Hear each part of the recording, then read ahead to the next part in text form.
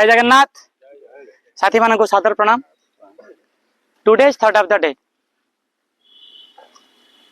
a kind word of yours can change someone's entire day, so be generous for them। साथी माने आपणकर छोटिया गोटे काइंड वर्ड माने स्माइल सूचक गोटे गोटे शब्द किसी लोकर पूरा दिनटा चेंज कर दे पारिबो। It has their capacity. सेथिबे साथी माने आपण मान टिके दयावान होंदु। को साथी साथी कथा पूर्व टिके दीपद भल मिठा कथा कहतु, ताकि हुए तो आपण जानि न पारंदी किंतु से साथीर दिनटा पूरा चेंज हो भल रे हो।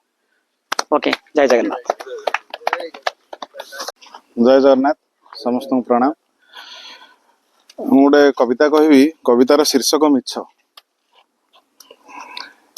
केते बा खोजिबी प्रति संधानर अंत थाए, किंतु मु कुरुक्षेत्रर से शेष योद्धा धर्म को खोजुछि ना धर्म ना रे बाहाना। केते बा खोजिबी प्रति संधानर अंत थाए, किंतु मु कुरुक्षेत्रर से शेष योद्धा धर्म को खोजुछि ना धर्म ना रे बाहाना। सत प्रसवर द्वाही देई खोजुछि धर्म को। मु गांधारी कथा कहूछि। सत प्रसवर द्वाही देई खोजुछि धर्म को। नाली माटी को साउंटी पुरुष विहीन हस्तिनापुरर साही गली सबु कोण शुभुछि बाहुना कांदनार स्वर। लुहर धार धीरे धीरे धोई चलीछि रक्त रंजित माटीर नालीपण। लुहर धार धीरे धीरे धोई चलीछि रक्त रंजित माटीर नालीपण। एबे भी मुह लुचई कांदुछंती गांधारी सुभद्रा द्रौपदी सहरे गाँ रे सबु कोणरे।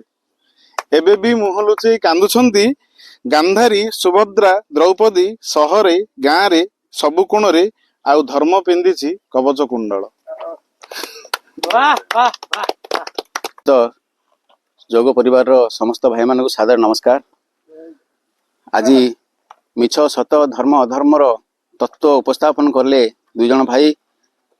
जे जन को सकाळु उठिले काहाकू सुंदर कथा कहवा, सुंदर वचन कहवा द्वारा पैसा पड़ेनी। वचन एका दरिद्रता। तेणु सुंदर कथा कही जनकर मन को जदि खुशी करे परिबा ता दिनचर्याटा अति सुंदर हो। किंतु आउ गोटे तत्व है जे आमे सुंदर कथा मुहरे कहथिबा अंतर भितरे जदि आउ किछि कलुषित थिबो, कलंकित तत्व थिबो, ताकू बाहर करबा निहाती दरकार। तेणु सुंदर विनय वचन कही तो शिवा प्राणी मन। किंतु आउ गोटे तत्व अछि जे आमे सुंदर कथा बाहर कही भितरे ता प्रति किछि अन्य तत्व बा अन्य चिंताधारा रखिबा नाही। जेमती वचन मधुर तिलक स्वरूप गोटे तत्व अछि। सुंदर कथा कहथिबा भितरे कतुरी थिबो, बतुरी कतुरी बेले काटुथिबा, से तत्व को भीतरु निष्कासन करिया को दरकार।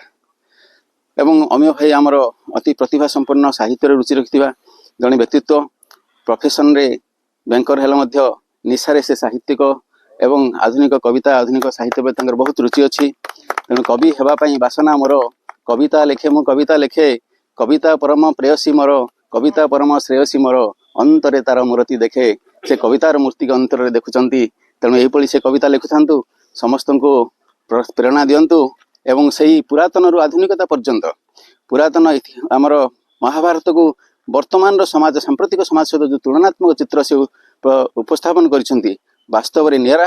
समस्त आज कांदुचे महिला सशक्तिकरण पई, समस्त महिला समवेदना देखौचंती, किंतु वास्तव रे रूप और चित्र भिन्न। तेणु से तत्व को गूढ़ तत्व को समाज आगे से प्रतिफलन करिसेंती। यदि मैं तांको अशेष अशेष धन्यवाद। जय जय।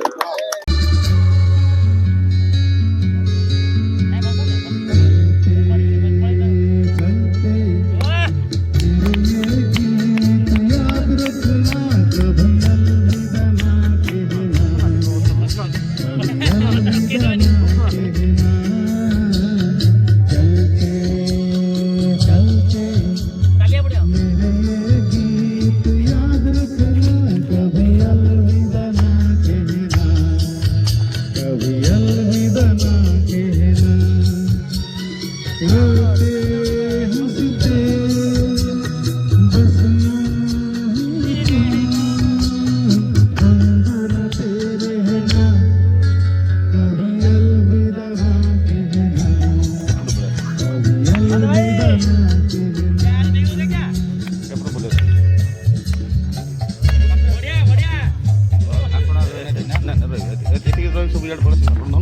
ସେଠି